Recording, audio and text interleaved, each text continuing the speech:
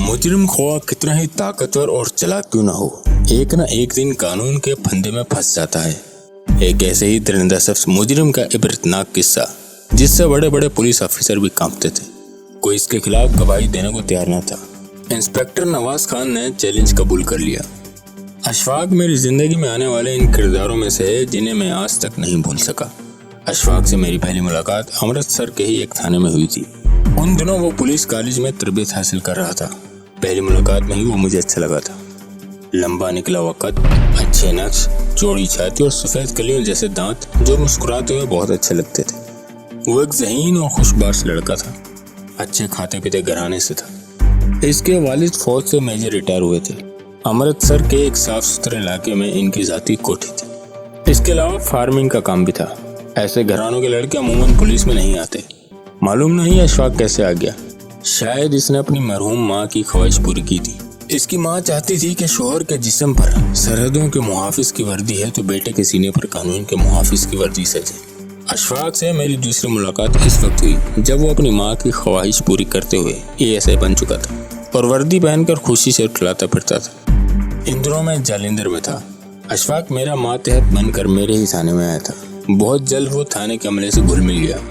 छोटे अमले से इसकी बहुत बनती थी, लेकिन जहाँ तक अफसरों का ताल्लुक था वो इसे ज़्यादा अच्छा नहीं समझता था। जिस रोज़ अशफाक ने मेरे थाने में हाजिरी लगवाई, अमृतसर से DSP साहब का फ़ोन आया। इंस्पेक्टर नवाज, ये जो नया मुंडा तेरे पास आया है, खबीस के दिमाग में फर्श शनासी का कीड़ा घुसा हुआ है। ख्वाह तेरे लिए कोई मुसीबत न खड़ी कर दे, ज़रा ध्यान रखना इसका। मैंने कहा, आप बेफिक्र हैं जनाब। DSP साहब भड़क कर बोले, मैं तो बेफिक्र हूँ, लेकिन तुम बेफिक्र ना हो जाना।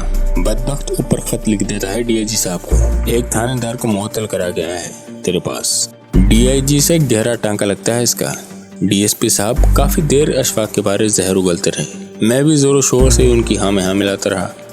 वैसे मैं दिल ही दिल में खुश हो रहा था। DSP साहब जो कुछ फरमा रहे थे, इसे सुनकर अशफाक की कदर मेरी निगाहों में बढ़ती जा रही थी।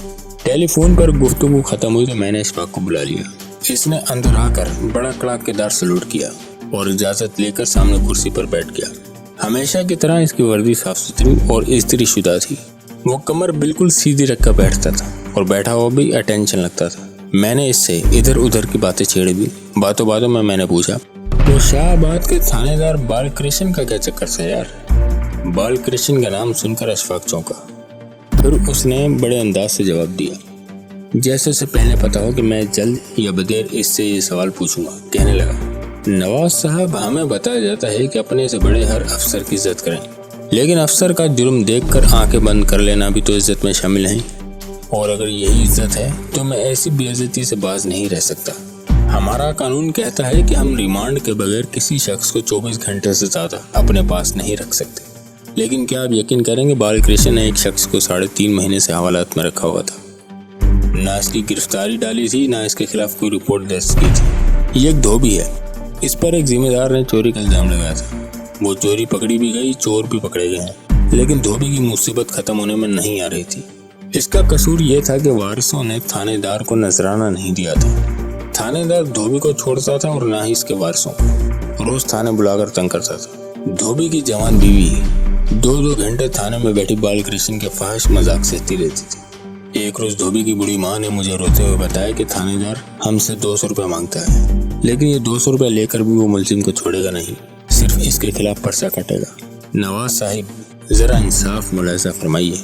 200 रुपये मुलजिम के खिलाफ सिर्फ पर्चा काटने के लिए मांगे जा रहे थे, और पर्चा भी वो जिसमें सच्चाई ढूंढने से न मिले। मैं इस मामले को बहुत दिनों से बर्दाश्त कर रहा था, लेकिन इस रोज मेरा दिमाग घूम गया। मैंने बालकृष्ण को आखिरी बार समझाने की कोशिश की और वो नहीं माना, तो मैंने सब कुछ DIG साहब को लिख दिया। इसके साथ ही अपना इस्तीफा भी लिख कर रख लिया। बाद में जो कुछ हुआ इसका आपको भी पता होगा। मैंने अशफाक से पूछा, पुलिस लाइन में आए तुम्हें कितनी देर हुई है? इसने बताया, यही कोई 8 महीने हो गए हैं। मैंने कहा, साल पूरा करने का इरादा है या नहीं? वो मुस्कुरा कर बोला, क्यों नहीं है, भागने के लिए तो नहीं आया हूँ। मैंने कहा, काम तो तुम्हारे भागने वाले हैं। फिर इसे समझाते हुए कहा, भले मानस, ज्यादा तेज भागने से इंसान कभी कभी ऊंधे मुंह गिर पड़ता है। अभी अपने पाँव जमाओ, रास्ते की ऊंच नीच देखो, दूसरों का चाल चलन मुलाहिजा करो, फिर अगर हिम्मत रहे और दौड़ना चाहो तो दौड़ लेना। जिस दौर से तुम गुजर रहे हो मैं से गुजर चुका हूँ। میں جانتا ہوں تمہارے دماغ میں قوم کی خدمت کا سودا سمایا ہوا ہے، لیکن خدمت کے لیے 2 چیزیں ضروری ہیں، ایک تم پولیس میں رہو اور دوسرے زندہ۔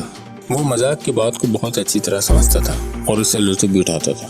میری بات سن کر مسکرانے لگا۔ میں نے کہا، میری باتوں کا برا نہ ماننا، کچھ عرصے بعد تم یہ مان لو گے کہ میں نے اچھی نصیحت کی تھی۔